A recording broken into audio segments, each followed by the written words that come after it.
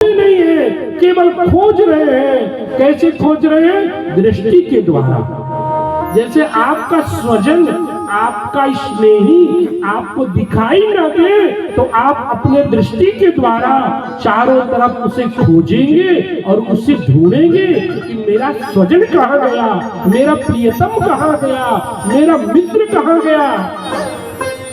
नन्हे से बालक थे, कुछ बोल तो सकते नहीं थे, परंतु दृष्टि के द्वारा खोज रहे हैं। किसको खोज रहे हैं? जिसने मेरी गर्भ में रक्षा की, वह मेरा रक्षक कहाँ खो गया, कहाँ है। मुझे एक बार उनका और दर्शन प्राप्त हो, एक बार दीदार हो।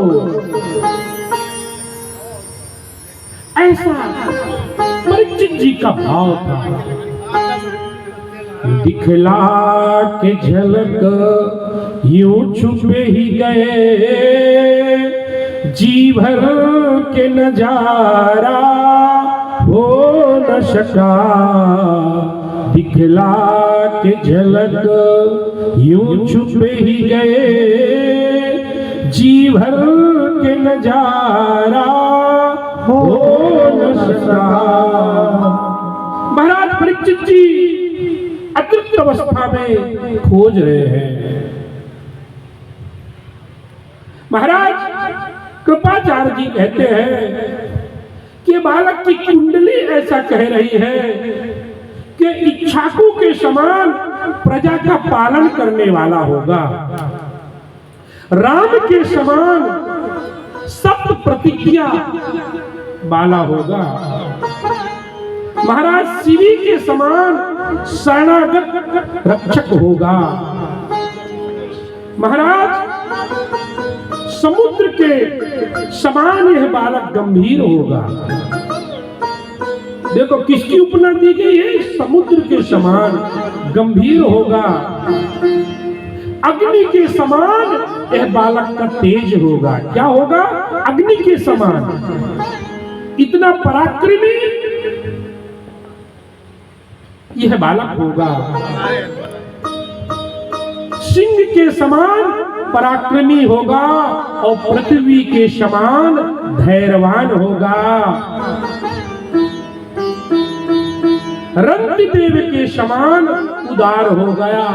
ययाति के समान, राजा ययाति के समान यह धार्मिक होगा।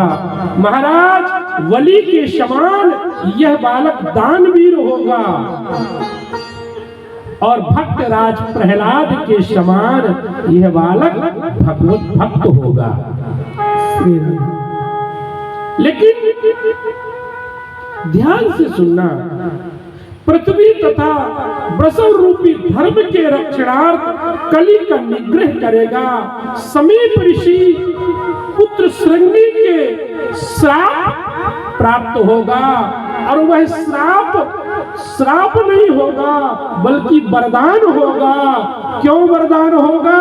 कि सुखदेव जैसे महात्मा संत का आश्रय लेगा और उनके ज्ञान के द्वारा एक भगवत धाम को जाएगा। इसलिए परम महात्मा यह बालक परीक्षित होगा। इस प्रकार से महाराज परीक्षित जी की जन्म कुंडली आचार्य कृपाचार्य जी बताते हैं महाराज युधिष्ठिर को। ध्यान दीजिए, इधर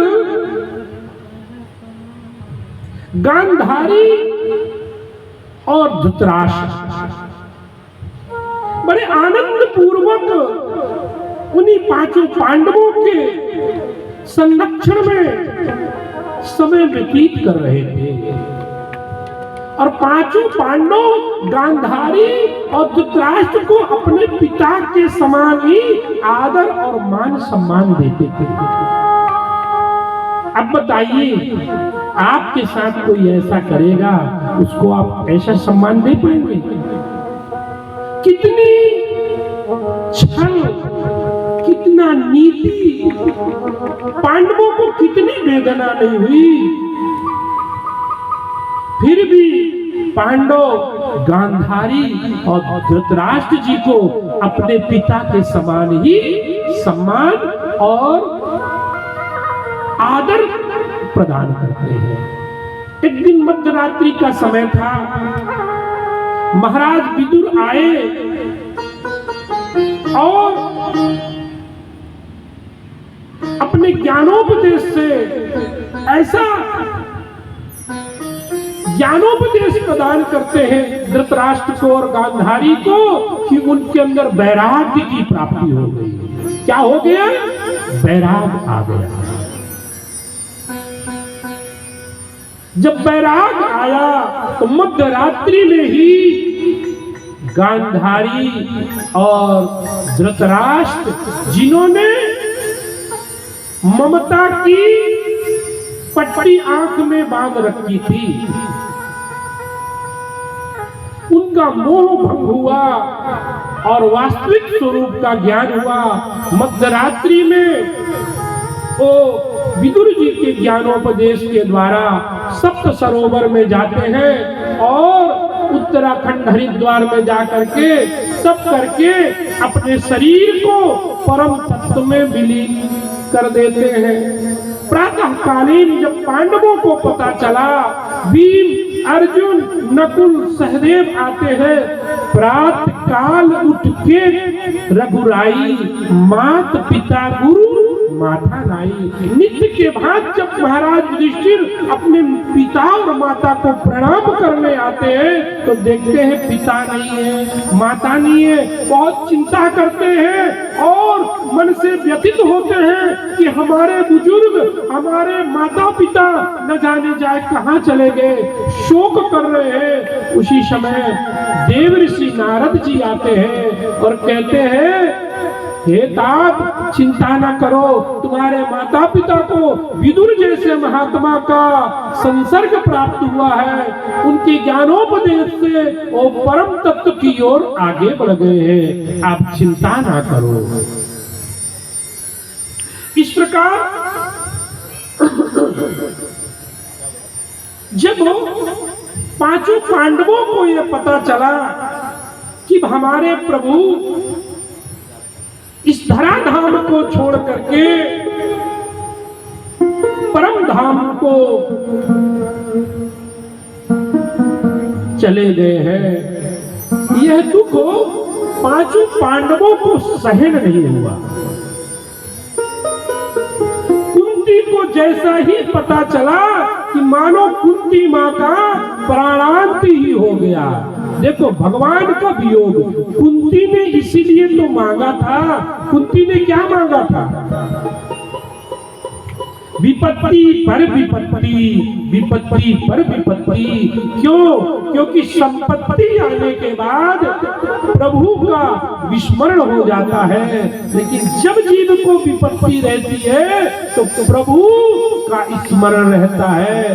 कुंती तो बोली थी कि हे प्रभु, आप जा रहे हो, आज मेरा पुत्र चक्रवर्ती सम्राट हस्तिनापुर के सिंहासन पे बैठा है और आप मुझे छोड़ के जा रहे हो। ऐसा सुख, ऐसा साम्राज्य, ऐसी संपत्ति मुझे नहीं चाहिए जिस संपत्ति से मेरे प्रभु मुझसे दूर हो जाए। भगवान कहती है कि बुआ, तू भूल गई क्या, मैं तुम्हारा भतीजा हूँ। कुंती कहती मैं भूली नहीं हूँ, मैं जानती हूँ तुम साक्षात जगदीश्वर हो, तुम नारायण हो। भगवान मुस्कुरा के कहते हैं कि मान लो बुआ, मैं नारायण हूँ और आज मांग लो, ब्रह्मा का पद भी मांगोगी, इंद्र का पद मांगोगी, वैकुंठ का साम्राज्य मांगोगी तो भी मैं देने के लिए सामर्थ हूँ। मांगो बुआ, क्या चाहिए? आपके सामने कोई ऐसा बोले, बोलो बहनों क्या चाहिए, क्या बोलोगे? मुझे विपत्ति दे दो। किसी में है सामर्थ्यता? नहीं है। लेकिन कुंती बुआ ने कहती है हे प्रभु, हे जगदीश्वर, मैं जान गई हूँ, अभी अभी आपने उत्तरा के गर्भ में जाकर के रक्षा किया है, मुझे विपत्ति ही चाहिए, मुझे विपत्ति ही दो, क्योंकि विपत्ति में आप सदैव मेरे साथ थे, और मुझे ऐसी संपत्ति नहीं चाहिए जिससे आपका वियोग हो। ऐसा भगवान के प्रति कुंती का प्रेम था। श्री राधा। जब कुंती को पता चला इस धराधाम को छोड़ करके मेरे प्रभु चले गए हैं, ऐसा खबर जब कुंती को पता चला, कुंती का उसी क्षण शरीर शांत हो गया और कुंती भगवान के धाम की ओर चली गई। ऐसा भगवान का वियोग मां कुंती को सहन नहीं हुआ। पांचों पांडवों को जब पता चला, पांचों पांडव महाराज